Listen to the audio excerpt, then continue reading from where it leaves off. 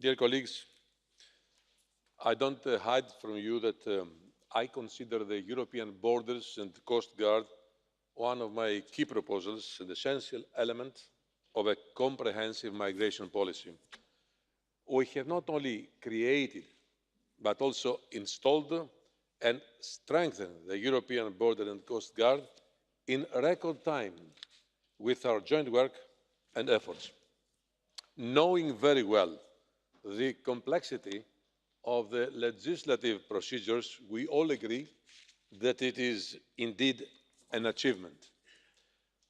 I would like to express my heartfelt thanks to our rapporteur, Mrs. Metsola, and all the shadows and the Romanian presidency as well for having found a well-balanced compromise on this proposal. This agreement highlights once again that when working together, we can bring real results and show to our citizens that the Union is willing and able to act. When the crisis, as you remember, peaked in Europe in the summer of 2015, Europe was taken by surprise and was not prepared. Confronted with an inflow of irregular arrivals through our eastern and southern borders, the Mediterranean Sea, we knew that we had to take resolute action. There was no consolidated European Borders Agency, no hotspots or an operational presence on the ground at the EU level.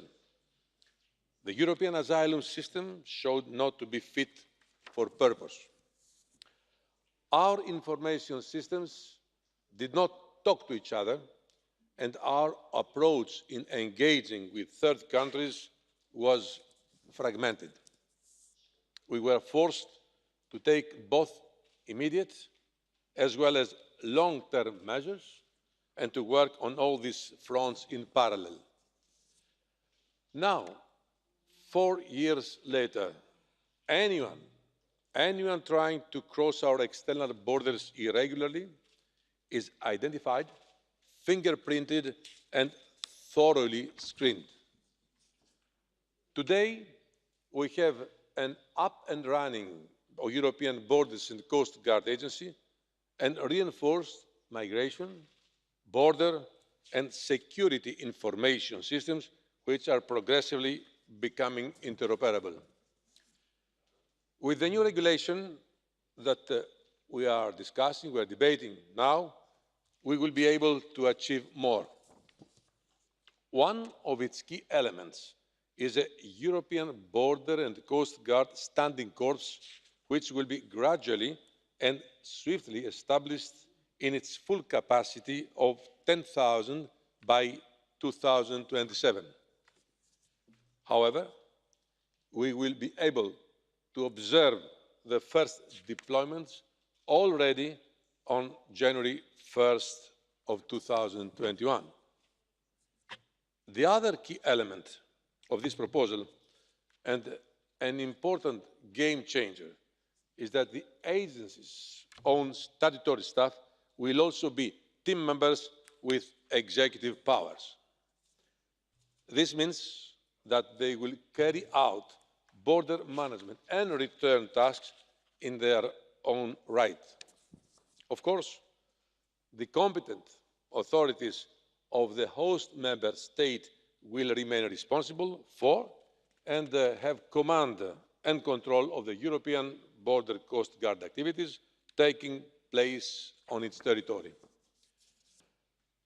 While remaining under the authority of the host member states, some of the tasks will include the possibility to check identity documents, to authorise or refuse entry at border crossing points, to stamp travel documents, to patrol borders and stop persons who have crossed the borders irregularly, and to assist in the implementation of return procedures, notably by preparing return decisions or escorting non-EU nationals which are subject to a forced return. Operational staff of the Standing Corps will also receive common training to ensure that the highest professional standards are applied and respected, and a common operational culture is developed in the staff. The compromise will ensure that the agency can better and more actively support the Member States in the area of return in order to improve the European Union's response to persisting migratory challenges. I welcome also many other developments agreed by the co-legislators as part of this regulation, such as streamlining of the monitoring of the fundamental rights within the agency's operational activities. The respect of fundamental rights is at the heart of all Commission initiatives, including this one.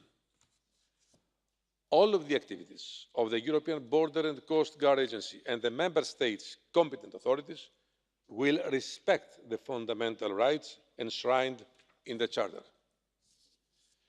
The agency will work closely with the future EU Asylum Agency to ensure effective access to asylum procedures.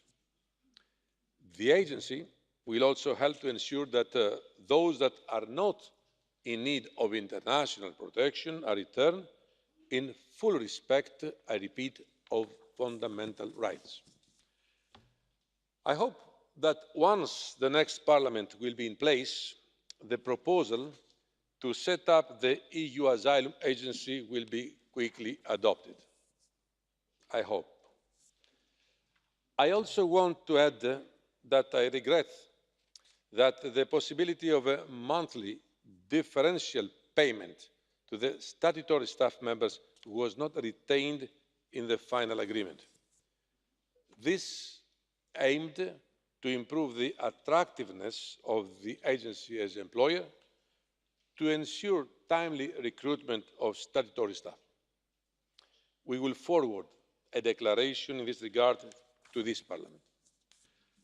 Last but not least, a new political steering for the implementation of the European integrated border management will be put in place as well.